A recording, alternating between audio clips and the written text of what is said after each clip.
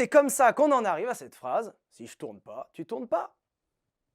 Alors c'est l'une des réparties sur lesquelles je suis le plus fier. J'avoue là, déjà elle est tellement partie dans son front qu'il a rien répondu. Ça lui a fait glurps comme ça dans la gorge, et c'est tellement resté encastré dans la gorge qu'un an plus tard il en parle encore. Il sait pas quoi dire, je te jure, il était comme ça, il m'a regardé et il a fait...